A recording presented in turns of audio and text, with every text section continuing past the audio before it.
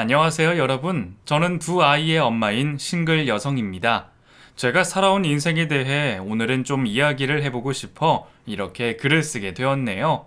이 채널을 즐겨 들으며 저도 언젠간 한 번은 사연을 보내고 싶었는데 그게 오늘이 될 줄은 몰랐습니다. 우여곡절 많았던 제 인생 이야기를 지금부터 한번 시작해 보도록 할게요. 저는 밑에 남동생을 하나 둔 첫째 딸로 자랐습니다. 맏딸이 집에서는 살림 미천이라고들 하잖아요. 제가 딱 그런 딸이었던 것 같아요. 부모님은 바쁘셨고 남동생은 사고뭉치였기에 언제나 제가 동생 챙기고 부모님 도와드리며 그렇게 살아가곤 했죠. 부모님은 성실하게 일을 하셨던 것 같은데 하시는 일마다 잘 안 돼서 힘들어 하셨던 것 같습니다. 그 당시에는 왜 이렇게 일을 열심히 하시는데 저희 집에는 돈이 없을까 생각을 하곤 했었는데 제가 커서 인생을 살아보니 사람이 마음 먹은 대로 모든 것이 되지는 않더라고요. 성인이 되고 나서야 알았습니다. 부모님이 얼마나 힘든 인생을 사셨는지요. 어린 시절 부모님은 항상 집을 비우시고 두 분이 일을 다니셨습니다. 콩나물 공장 같은 곳에 다니셔서 저도 몇 번 따라갔었던 기억이 있는데 그 콩나물 특유의 냄새를 아직도 잊을 수가 없네요. 검은 천으로 다 둘러싸인 수많은 콩나물 바구니들에 자동으로 물 주는 기계들이 있었는데 부모님은 그 안에서 아주 열심히 일을 하고 계셨었어요. 그런데 그 콩나물 공장 사장님은 저희 아빠를 좀 못마땅해 하시는 것 같았습니다. 저희 아빠가 조금 어리숙한 스타일이어서 말귀를 한 번에 못 알아들으시긴 했는데 그걸 굉장히 답답하게 여기시던 모습이었어요. 어이, 어이, 그거 좀 가져오라니까. 그 박스 말이야. 자네 옆에 있잖아. 네네, 사장님. 이거요. 그래. 젊은 사람이 왜 이렇게 말귀를 못 알아들어? 아직 나이 50도 안 된 사람이 노인네처럼 느려 터져가지고는. 네, 죄송합니다, 사장님. 공장이 좀 시끄러워서 제가 잘 못 들었어요. 아니, 자네 여기서 하루 이틀 일한 것도 아닌데, 시끄럽다고 못 듣고 그러는 게 말이 되나? 하여튼, 처음부터 내가 알아봤었어야 하는 건데, 에휴, 답답한 사람. 아빠 엄마의 일터에 궁금해 잠시 따라갔던 그곳에서 아빠가 사장님께 그런 대우를 받는 모습을 보고 솔직히 저는 충격을 받았던 것 같아요. 어린 마음에 그런 곳에서 왜 아빠가 일을 하셔야 하는 건지 이해가 되지 않았고 저희 아빠를 무시하는 사장님께 욕이라도 한번 해주고 싶었습니다. 하지만 아빠는 그런 저를 보면서도 싱긋 웃어주시며 아무렇지도 않은 듯 열심히 일을 하셨고 약속대로 엄마가 조금 일찍 퇴근을 하시며 저를 데리고 먼저 집으로 오셨었죠. 엄마도 사장님이 아빠를 무시하는 것에 대해 아주 잘 알고 계셨는지라 집으로 돌아오는 길에 제게 말씀하셨어요. 우리 딸, 오늘 엄마 아빠 일하는 곳 와보니 어땠어? 엄마, 근데 사장님은 왜 아빠를 그렇게 대해?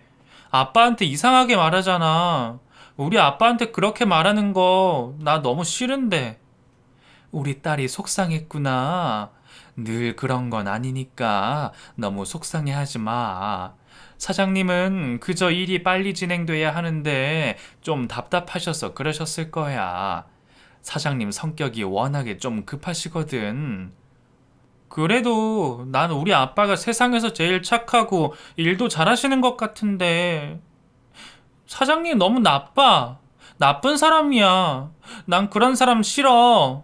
우리 아빠한테 그렇게 하는 사람 싫어. 사장님도 좋으신 분이야. 그러니까 너무 그렇게 어른들 미워하면 안 돼. 응? 알았지? 엄마는 그저 사장님을 좋게 포장하시며 말씀하셨지만 저희 아빠를 무시하는 행동을 제 눈으로 봤기 때문에 엄마의 말을 다 믿을 수는 없었습니다. 그뿐만이 아니라 아빠는 동네 슈퍼 아저씨에게도 무시를 당하곤 하셨어요. 아빠가 콩나물 공장에 다니시기 전에 작은 가게를 운영하시느라 슈퍼 아버지께 돈을 빌렸었는데 아마 그 돈 때문에 감정이 많이 상하신 것 같더라고요. 슈퍼 아저씨는 시시때때로 저희 집을 찾아와 아빠를 불러내 현관문 앞에서 돈을 빨리 갚으라며 험한 말씀도 하셨답니다. 어이 김씨, 아니 내 돈 언제 줄 거냐고 도대체. 형님, 죄송합니다. 제가 말씀드린 대로 조금씩 나누어서 갚는 걸로 지금 하고 있지 않습니까? 이 사람이 정말, 그것도 다 네 마음대로 정해서 갚는 거지. 난 피땀 흘려 벌어놓은 목돈 빌려줬더니만 매달 푼돈으로 이렇게 주면 언제 돈을 모으나? 안 그래? 이게 사람 착한 것 같아서 그저 믿고 빌려주니까 아주 나를 뭘로 알고? 그게 아니에요, 형님. 제가 정말 누구보다 마음이 아픕니다. 형님 돈 갚으려고 얼마나 제가 노력하고 있는데요. 제발 조금만 더 시간을 주시면 제가 차곡차곡 돈 벌리는 대로 갚겠습니다. 어허, 이 사람 또 이렇게 착한 척하면서 말하네. 아니 이 양반아, 어디 터진 입이라고 그렇게 함부로 말을 하나? 착한 척, 어리숙한 척 하면서 온갖 불쌍한 척 하더니만 남의 피 같은 돈 쏙 빼먹고 이제 와서 모른 척 오리발을? 자네 그렇게 살다가 자식들이 피눈물 흘릴 걸세. 이 사람이 정말. 슈퍼 아저씨의 그런 험한 말은 몇 달에 한 번씩은 꼭 이어져 왔던 것 같아요. 그 때문에 엄마는 집 근처에 있는 슈퍼에는 가지 않으셨고 일부러 저 멀리 떨어져 있는 슈퍼에만 다니셨는데 그곳에서 물건을 사오는 모습이라도 들키는 날에는 또 어김없이 막말이 이어졌답니다. 엄마 역시 그런 부분 때문에 많이 힘들어 하셨었어요. 아무리 돈을 빌려서 한 번에 다 못 갚는 처지라도 당장에 자식들하고 먹고 살아야 하니 장을 봐야 하는 건 당연한 건데 그걸 가지고도 그렇게 안 좋은 말씀을 많이 하시는 게 너무나 힘들었다고 하셨습니다. 부모님이 싸우시는 이유 중 가장 큰 게 바로 이것 때문이었거든요. 그래서 저희는 이사를 갈 수밖에 없었어요. 그냥 그런 불편한 인식 때문에 가까운 곳 어딘가로 이사를 갔는데 이사 가는 날에도 그 슈퍼 아저씨는 찾아와 한바탕 소란을 피우셨습니다.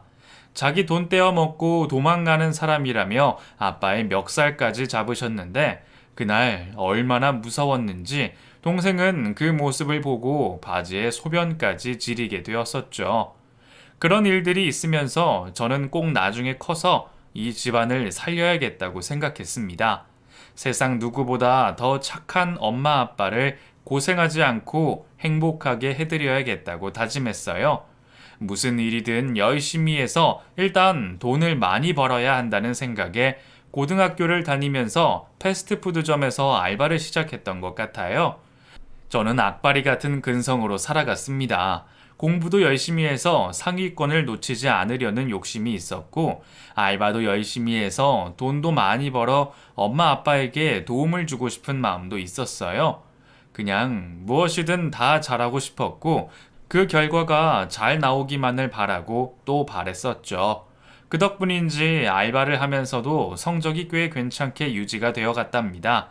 제가 학교를 다니며 학원 대신 선택한 알바를 하면서 한 달에 얼마 되지는 않았지만 그 돈으로 동생 학원비도 보태줬어요. 저는 그저 EBS 교육방송과 문제집을 이용해서 공부를 했지만 동생은 좀 머리가 좋지 않았기에 유명한 학원에라도 다니면서 성적을 올릴 수 있을까 해서였죠. 열심히 알바를 해서 번 돈을 동생의 학원비로 내주었지만 제 기대와는 다르게 동생의 성적은 좋아지지 않았습니다. 어린 시절부터 워낙에 산만하기도 했고 울컥하는 성격이 있었는지라 좀처럼 공부에 집중하지는 못했던 것 같아요. 아들이 좀 잘 컸으면 하는 바람을 갖고 있던 부모님은 아들의 성격을 많이 걱정하셨고 훈육도 하셨었지만 쉽게 고쳐지지는 않더군요. 누나로서 저도 가끔씩 동생의 황당한 행동을 보거나 할 때면 따끔하게 야단도 치고 했지만 점점 커가면서 체격 차이가 나니 누나인 저도 쉽게 얕잡아 보는 것 같더라고요. 고등학교 때 알바를 하며 벌어다 준 돈으로 학원비를 대줬는데 동생이 학원을 자주 빠지고 친구들이랑 어울려 다녔다는 것을 알고 제가 엄청나게 화를 낸 적이 있었거든요. 야, 너 정말 이런 식으로 할래? 내가 이 돈 학교 다니면서 어렵게 번 돈인데 이걸 가지고 네가 이렇게 할 수가 있어? 누나, 아, 그러게. 누가 내 학원비 대달래? 난 그런 말 한 적 없다고. 뭐? 야, 임마. 조금이라도 네 성적 올리려고 누나가 이렇게 노력을 하는데 최소한 하는 신용이라도 해야 할 거 아니야. 그게 예의 아니냐? 어? 부모님도 나도 이렇게 열심히 돈 벌어서 너 먹여 살리고 하는데 너는 다 큰 놈이 아직도 정신도 못 차리고 이딴 식으로 할래? 아이, 진짜. 아, 누나가 무슨 엄마야? 아니, 누나까지 이딴 식으로 잔소리 할 거야? 진짜 짜증나네. 아, 간섭 좀 하지 마. 내 인생 내가 알아서 살 거니까. 알았어? 너 정말 누나한테 말버릇이 그게 뭐야? 진짜 혼나볼래? 동생은 이렇게 화가 난 제게도 한치의 머뭇거림도 없이 막 대들더라고요. 그러면서 한때는 동생이랑 사이가 너무나 멀어진 적도 있었습니다. 차라리 여동생이었다면 어땠을까 하는 생각도 했었죠. 이미 고등학생 때 180에 육박하는 키에 덩치도 좋았던 남동생을 부모님도 마음대로 하지 못했던 것 같아요. 그러니 누나인 제 말을 들어먹겠습니까? 동생은 한동안 싸움도 참 많이 하러 다니고 담배도 피우고 술도 마시면서 고등학교 시절을 보냈어요. 한 시간이라도 아끼며 알바하고 공부하던 저와는 비교도 안 되는 삶을 살고 있었죠. 동생이 그렇게 사고를 칠 때마다 죄 없는 부모님은 학교에 가서 빌고 때론 경찰서에 가서 합의금을 내기도 하고 참 많이도 희생하셨던 것 같아요. 안 그래도 착하고 티 없이 맑으신 부모님이 남동생 때문에 속을 얼마나 썩으셨는지 하루라도 술이 없으면 잠을 주무시지 못할 정도로 아빠는 속을 끓고 계셨습니다. 저는 고등학교를 졸업하고 악착같이 대학교에 진학했어요. 집안 형편상 대학교에 들어갈 수 없었지만 제가 바득바득 우기고 또 우기면서 대학교에 들어가게 되었죠. 첫 등록금부터 빚으로 시작된 대학 생활은 중간중간 장학금을 받은 것 빼고는 모두가 다 빚으로 얼룩졌어요. 어려운 사람은 대학 들어가는 게 죄인지 참으로 많이 힘들더라고요. 20살부터 학자금 대출로 빚쟁이가 된 저는 그걸 갚느라 또 허리가 휠 정도로 일을 해야만 했습니다. 거기에 생활비까지 벌어 써야 하는 입장이었기 때문에 정말 사는 게 사는 것 같지도 않았죠.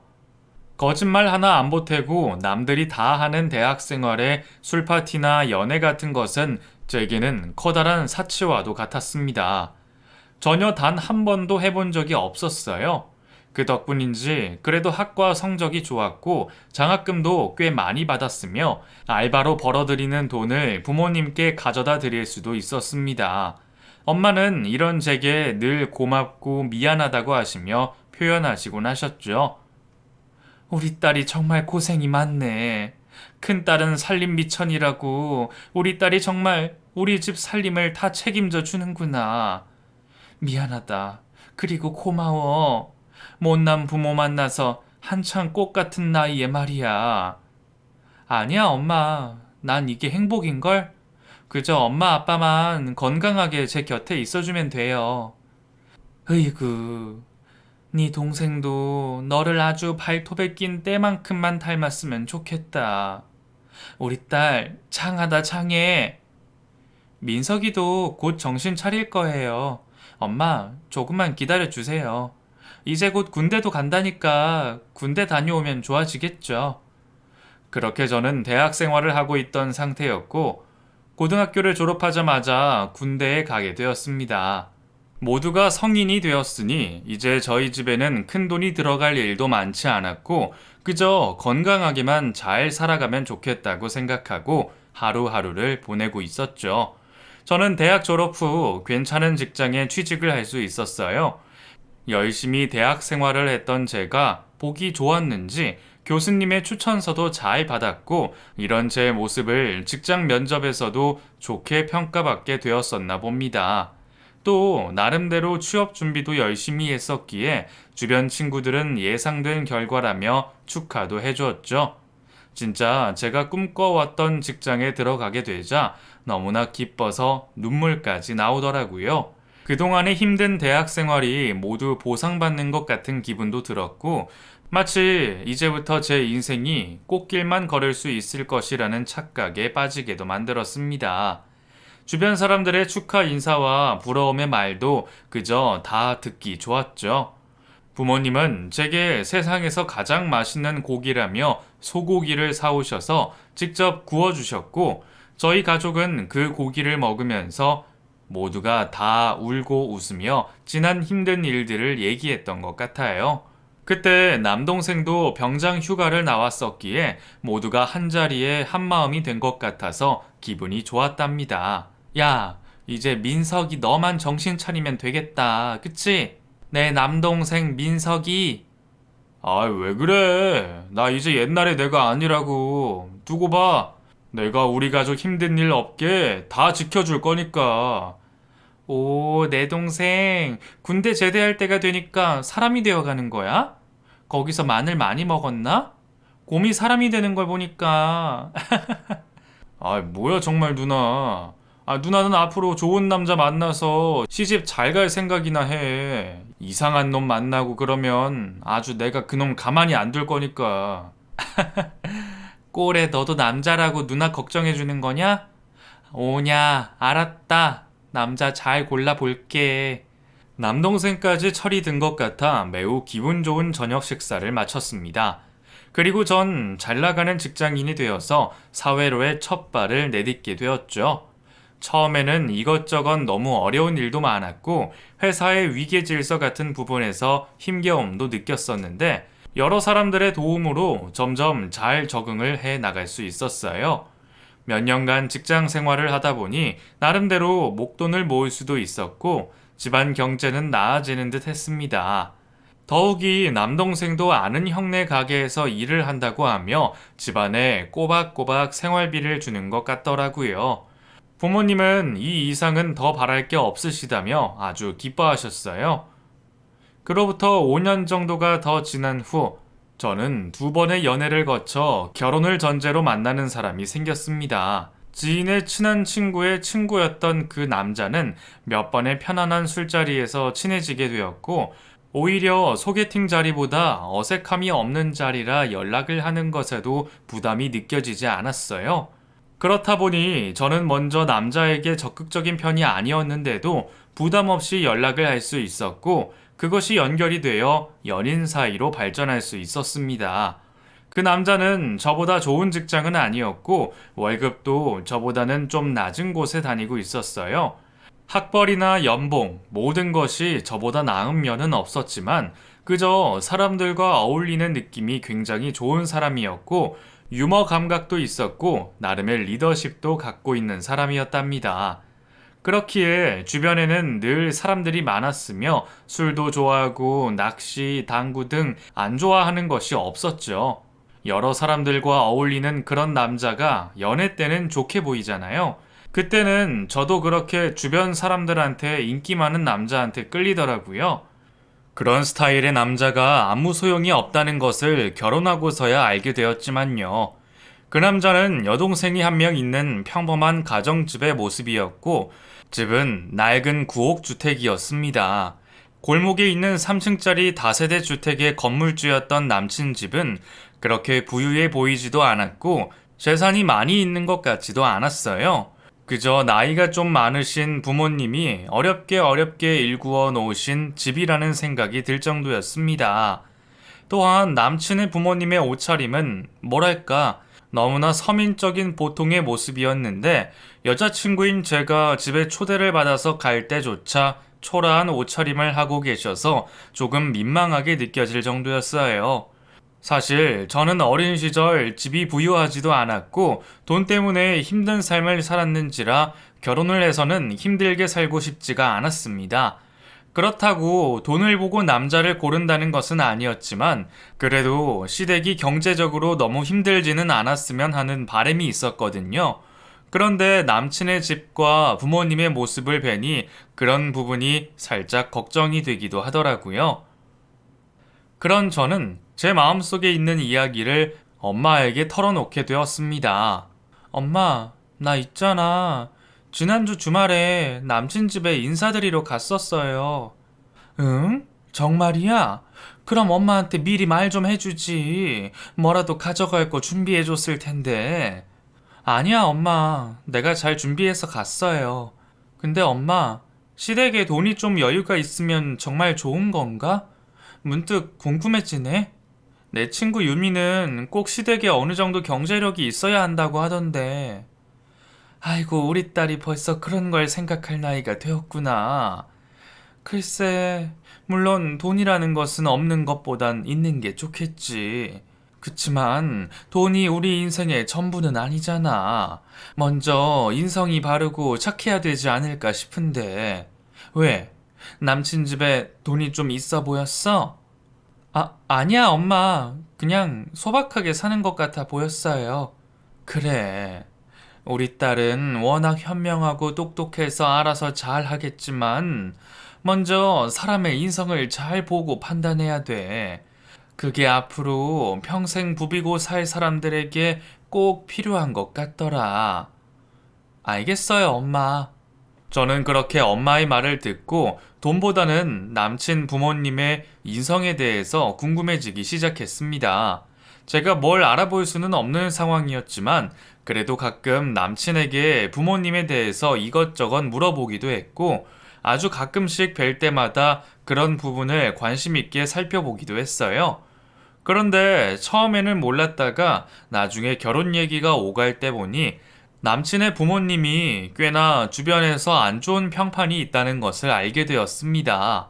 동네 사람들과 트러블도 좀 있고 스크루지 같이 자기 것에 대한 지나친 욕심이 과하다는 말도 있다고 건너듣게 되었죠. 하지만 이미 결혼을 약속하며 오가는 사이였기 때문에 크게 신경 쓰지는 않았습니다. 그래봤자 시부모님과 평생 살 것은 아니라고 생각했으니까요. 내 남친은 재밌고 주변 사람들한테 인기도 많고 리더십도 있으니까 제 인생을 행복하게만 해줄 것이라는 착각만 가득했었어요. 하지만 결혼을 하고 나니 집안에는 임신한 저만 덩그러니 남아 있었고 남편이 된 그 남자는 항상 친구들과 어울려 술을 마시고 당구도 치며 때로는 1박 2일로 낚시를 가기도 했습니다. 결혼을 하자마자 임신을 하게 되어버린 저는 임신 초부터 입덧이 아주 많이 심했고 그 입덧이 곧 중기로 넘어가면서 유산기로까지 번지게 되었기에 어쩔 수 없이 회사에 휴직계를 낼 수밖에 없었거든요. 누구보다 좋은 직장에 다니고 있었기에 평생 이 직장을 떠나지 않겠노라 다짐했던 저였지만 상황이 그러했는지라 어쩔 수 없이 그렇게 되더라고요. 뱃속의 아이를 지키는 것이 엄마의 기본적인 모성이니까요. 잘 나가는 직장에도 다시 복직해서 이전처럼 생활할 수 있을 거라 생각했고 영원히 행복한 가정을 이루며 살 것이라고 생각했습니다. 하지만 현실은 그렇게 녹록하지 않았어요. 아이가 태어나자마자 몸이 좀 약하고 기관지가 좋지 않아 어린이집에 맡기기도 불안한 상황이었고 다른 사람 손에 맡겨 기르기는 제가 마음에 내키지 않아 제가 끼고 양육을 하게 되면서 회사의 복직은 어려워졌고 그러는 사이 남편은 회사를 정리하고 자기 마음대로 사업이라는 것에 손을 대면서 여기저기 빚을 지고 있던 상황이었죠. 엎친 데 덮친 격으로 친정 남동생까지 고깃집을 직접 운영한다며 섣불리 장사를 시작했다가 계속해서 경제난에 허덕이게 되었죠. 제가 돈이라도 벌고 있는 상황이었으면 조금은 나았을 텐데 저도 회사를 퇴직하고 집에서 아이만 키우고 있던 상황이라 경제적으로 너무나 쪼들리더라고요. 남편은 왜 그렇게 한마디 상의도 없이 자기 멋대로 회사를 그만둔 것인지 이해가 되지 않아 엄청 싸움을 많이 했던 시기였습니다. 여보, 당신은 어떻게 나한테 한마디 상의도 없이 그렇게 일을 저질러? 사업이라는 거 아무나 그렇게 막 시작해도 되는 거 아니잖아. 아무리 그래도 나랑 상의를 먼저 하고 준비를 한 다음에 하는 게 맞는 거 아니야? 가정을 위해서 그런 거지. 내가 뭐 괜히 그랬나? 언제까지 쥐꼬리만한 월급 받으면서 생활할 수는 없잖아. 아이도 크는데. 다 가정을 위해서 그런 건데 너무 안 좋게 생각하지 마. 내가 뭘 잘못했어. 조금 어려울 때도 있고 사업하다 보면 다 그런 거지. 아니, 여기저기 벌려놓은 빚이 얼마야? 앞으로 어떻게 잘 된다는 보장도 없는데 당신은 걱정도 안 돼? 어? 나는 뭐 이렇게 될 줄 알았나? 너무 그렇게 몰아세우지 마. 다 가족을 위해서 그런 거라니까 정말. 남편과의 트러블은 한참 동안이나 지속되었어요. 허구한 날 친구들과 술 먹고 늦게 들어오고 주말에는 자기 취미 생활하고 스트레스 푼다며 당구 치고 낚시하며 집을 계속해서 비우고 있었죠. 저는 그새 둘째 아이까지 출산한지라 하루 종일 독방 육아를 하며 홀로 외롭게 지쳐가고 있었습니다. 가끔씩 제게 연락이 와서 힘들다고 울부짖는 남동생 때문에 집안에서 아이를 키우며 부업까지 하게 된 저는 너무 힘들었어요. 고깃집을 홀랑 말아먹고 늙으신 친정 부모님이 남동생의 대출을 갚아나가고 있었기 때문에 제가 조금이라도 보탬이 되기 위해서는 부업이라도 해서 친정에 도움을 주고 싶었죠. 몇 년간이나 지속된 그 일로 저는 너무나 힘든 나날을 보내고 있었는데 남편은 언젠가부터 얼굴색이 좋아지며 콧노래를 부르기 시작하더군요. 더 이상 빚에 대한 쪼들림도 없는지 항상 웃음기 가득한 얼굴에 자신이 좋아하는 명품 브랜드의 옷까지 사는 겁니다. 사업이라는 것이 정확한 월급 명세서가 나오는 것이 아니니 남편이 얼마를 벌고 얼마의 빚을 갚았는지 제가 알 수는 없었지만 남편의 행동을 보아 조금씩 형편이 나아지고 있다는 것은 직감하고 있었어요. 제게 가져다 주는 생활비도 밀리지 않고 정확한 날짜에 줄 수 있을 정도였으니까요. 저는 남편의 사업이 점차 나아지는 것을 알게 되며 사실 조금 기대를 했었습니다. 친정의 상황이 너무 좋지 않다 보니 조금이라도 도움을 받을 수 있지 않을까 하는 마음이 생겼거든요. 가족끼리 힘들 때는 도울 수 있다고 저는 생각했고 조심스럽게 남편에게 물어본 적이 있었어요. 저기 여보, 요즘 일 잘 되는 거지? 그렇지? 밑 독촉도 없는 것 같고 당신 좋아하는 비싼 향수랑 벨트도 산 걸 보니까 괜찮은 듯 해서. 뭐 사업이라는 게 내리막이 있으면 오르막도 있는 거니까 뭐 나쁘진 않네. 그래? 정말 다행이다. 그래서 말인데 저기 내 동생 말이야. 지금 좀 고깃집도 말아먹고 너무 힘든 것 같아서 매달 조금씩 용돈을 주면 어떨까? 자기 빚이라도 좀 갚으면서 부모님한테 손 안 벌리게. 뭐? 그 자식을 내가 왜 도와주냐? 그 자식 저번에도 나한테 하는 행동 못 봤어? 매형을 뭘로 알고 대들고 이상한 소리나 하고 당신 동생이지만 완전 깡패같이 나오는 놈을 내가 뭐하러? 내 돈은 뭐 어디서 뚝 떨어지는 돈인 줄 알아? 아니, 나는 그런 말이 아니라 그냥 우리 엄마 아빠가 빚 갚으시느라 힘든 것 같아서 조금이라도 도움이 되면 어떨까 했지. 내 동생이 당신한테 그런 건 사과했었잖아. 야, 나는 네 동생만 생각하면 아직도 화가 나. 나한테 그딴 행동을 한 놈한테 내가 왜 도와주냐? 난 전혀 그럴 생각이 없어. 내가 피땀 흘려 번 돈인데 그쪽에 단 1,000원도 보낼 생각이 없다고. 남편은 차가울 정도로 저희 친정에는 도움을 주지 않겠다고 말했습니다. 그 모습에 화가 나기도 했지만 이전에 제 동생이 남편에게 버릇없이 대들고 했던 행동도 있으니 더 이상 제가 뭐라고 말을 할 수는 없었죠. 남동생은 왜 그렇게 매형한테 버릇없이 굴고 험한 말을 많이 해서 이 꼴을 만들어 놨는지 솔직히 좀 짜증이 났습니다. 좋은 관계만 유지하고 있었더라면 서로 어려울 때 도움도 받으면서 훨씬 수월하게 살 수 있었을 텐데 말이죠.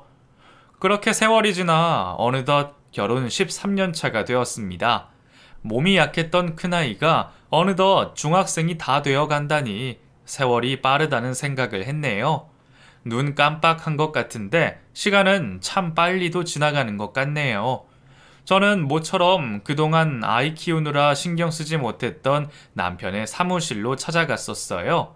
이상하게 점점 남편과의 거리가 멀어지는 것 같이 느껴졌었거든요. 조금씩 거리감이 생긴 남편과 조금이라도 가까워지면 좋겠다는 생각에 남편의 사무실에 찾아간 것이죠. 마침 남편은 잠시 외출 중이라서 자리에 없었고 지저분한 책상을 보자 정리를 해주고픈 마음에 서랍부터 시작해서 깨끗하게 정리를 시작했습니다. 그런데 그때 서랍 속 깊은 곳에서 통장 하나를 발견하게 되었어요. 평소 거래를 하지 않았던 은행이라 이게 무슨 일이지 하고 통장 안을 들여다보았는데 그곳에는 남편이 시댁에 꼬박꼬박 돈을 이체한 내역이 나와 있더군요. 통장 개설일은 지금으로부터 10년 전이었고 그때부터 지금까지 쭉 보내고 있었습니다. 한 달에 90만 원이 넘는 돈을 매월 꼬박꼬박 보냈고 그 돈은 10년간이나 지속되었으니 총 금액이 1억 정도나 되더군요. 순간 너무 놀라기도 했고 화가 나기도 했습니다.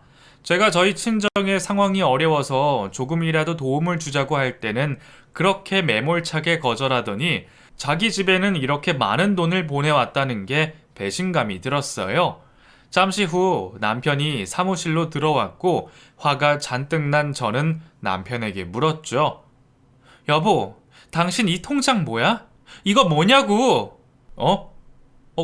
그게 왜 당신한테 있어?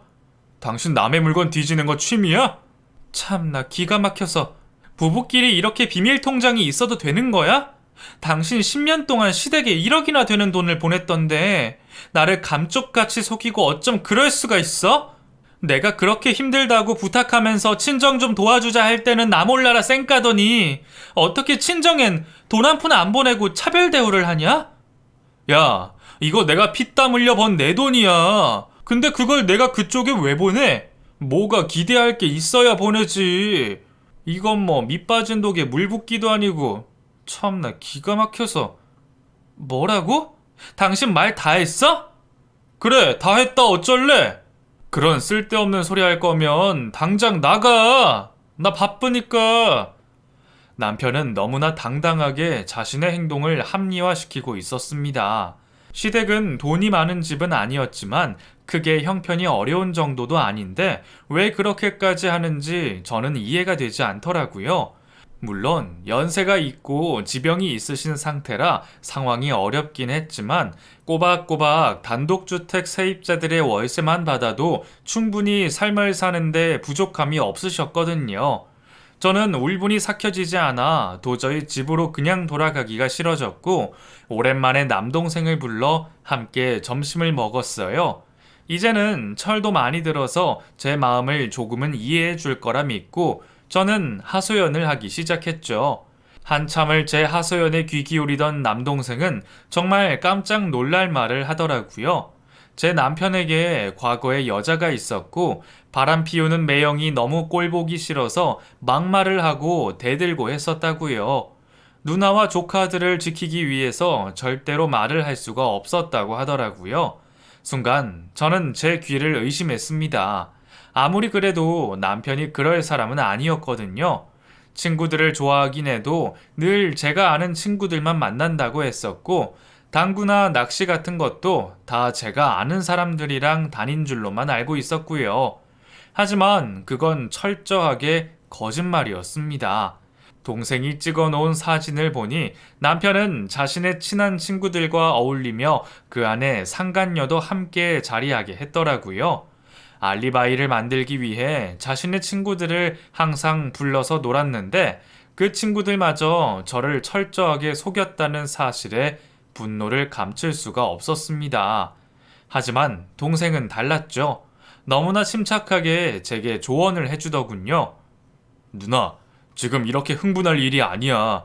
그냥 가서 무턱대고 따지고 해봐야 누나만 손해야. 아니라고 발뺌하면 그만인데 뭐. 누나도 철저하게 준비하고 이것저것 좀 알아봐. 재산은 얼마나 있는지, 지금 사업으로 돈을 얼마나 벌고 있는지도 알아봐야 해. 아무 준비도 없이 화난다고 가서 무턱대고 덤비면 누나 절대로 매형 못 이겨. 오히려 당한다고. 야, 내가 지금 이 상황에 눈깔이 뒤집히게 생겼는데 뭘 준비하고 뭘 알아봐. 이놈의 쓰레기 같은 인간을 내가 아주 그냥. 이 답답아.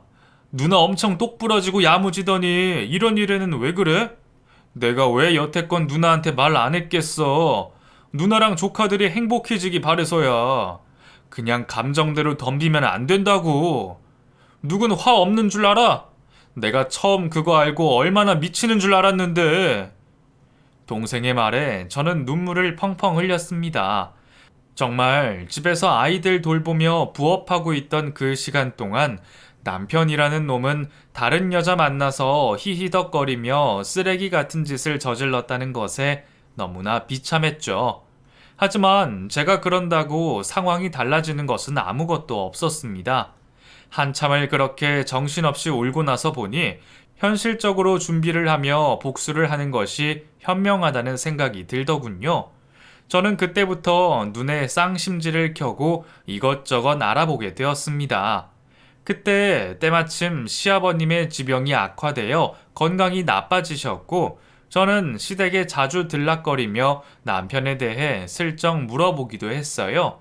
그리고 결국 시댁에 숨겨둔 재산이 꽤 있다는 것을 알게 되었고 그걸 남편 앞으로 유산 상속을 할 것이라는 것도 알게 되었습니다.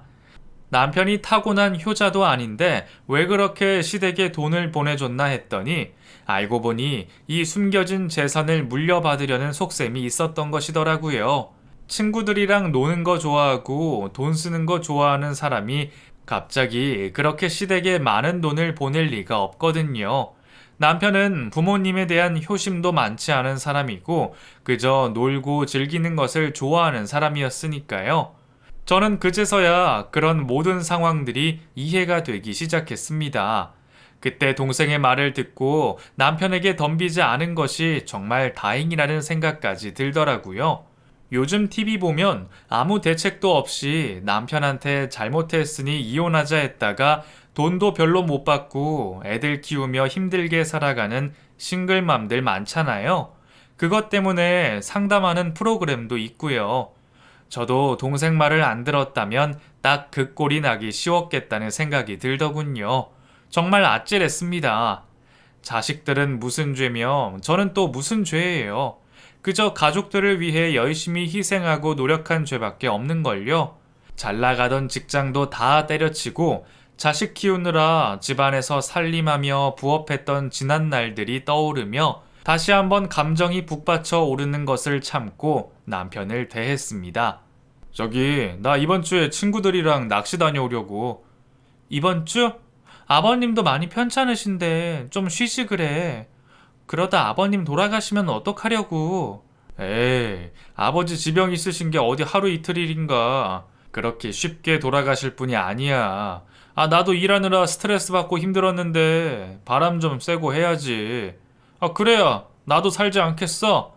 어디 사업이 그리 쉬운 줄 알아? 그래, 뭐 힘들겠지. 그래서 이번엔 어디로 누구랑 가는데? 아, 당신이 다 아는 애들이야. 서진이, 민규, 걔네들이랑 1박 2일로. 아, 그렇구나. 알겠어. 잘 다녀와. 남편의 거짓말 같은 말에 저는 동생에게 도움을 요청했습니다. 뭐라도 증거를 잡아 놓아야 제 마음이 편할 것 같아서요. 그리고 결국 남동생은 남편의 사무실 근처에서 여자를 차에 태우는 남편의 모습을 사진으로 찍었고 그 차에 올라타 입맞춤을 하고 있는 장면까지도 증거로 남기게 되었어요.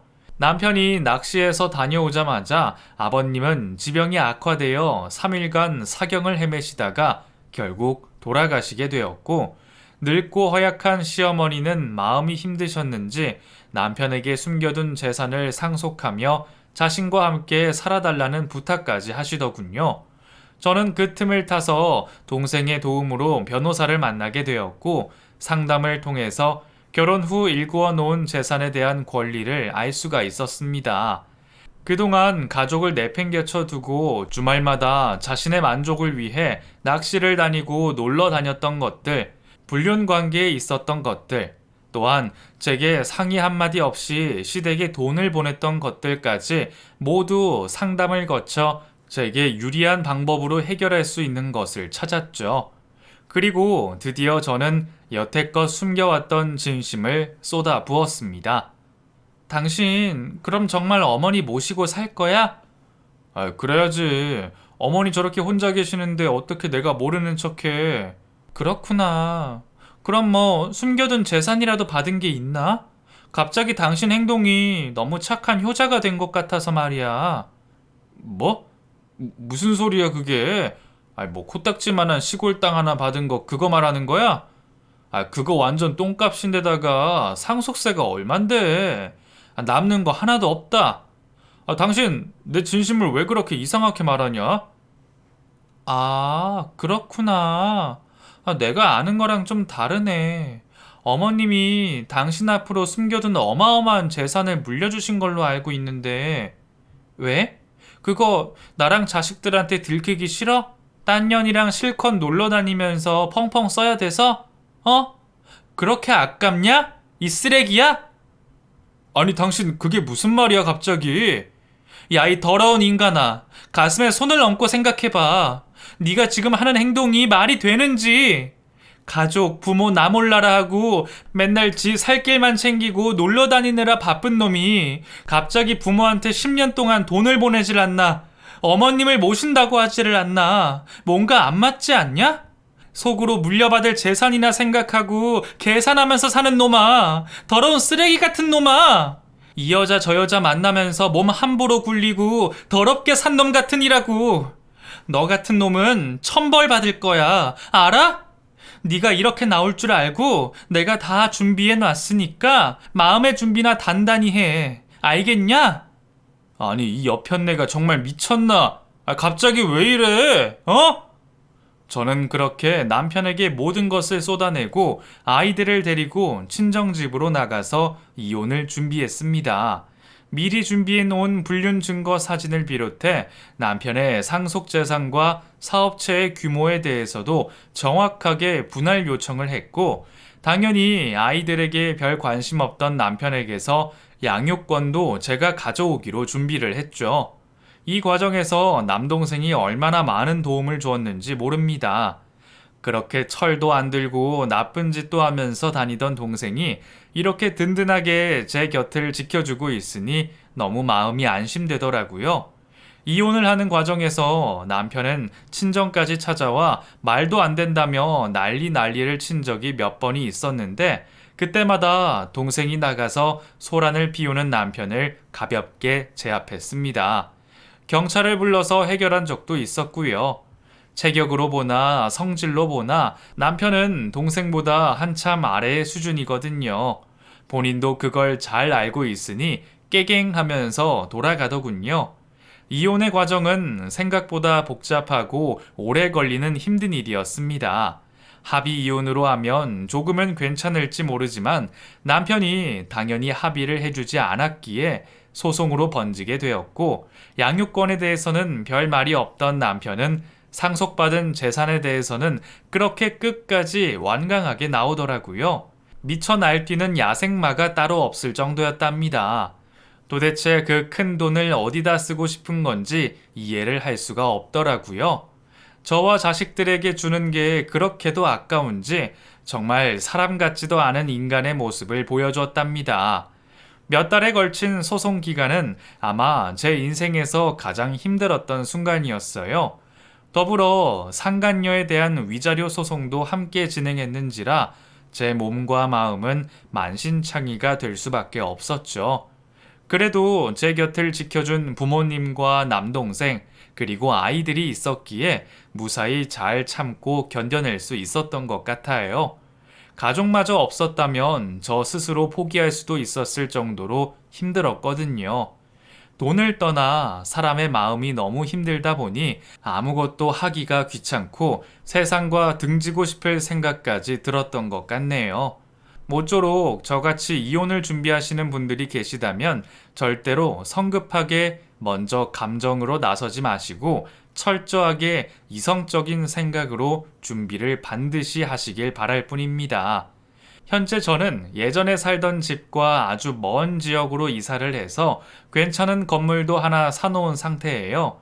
지방 쪽이다 보니 수도권보다는 시세가 저렴해 재산 분할로 받은 돈으로 작은 건물을 하나 샀고 1층에는 커피숍도 들어와 있는 상태랍니다. 건물 2층에 있는 작은 수제 비누 공방에서 저도 직접 수강을 받으며 제 2의 인생을 준비하고 있어요. 매월 들어오는 돈으로도 저와 아이들 세 식구 충분히 먹고 살 수는 있지만 그래도 무언가를 해보고 싶었거든요. 아이들도 새로운 환경에 적응을 잘 했고 지금 저희 가족은 누구보다 행복하게 잘 살고 있답니다. 워낙에 아빠는 바빠서 얼굴 보기도 힘들었고 주말에도 자주 나갔던 사람이었기에 저도 아이들도 크게 빈자리는 느끼지 못하고 있어요. 아이들이 그래도 아빠와 가끔 연락도 하고 2달에 한 번씩은 만나서 식사도 함께 하고 있네요.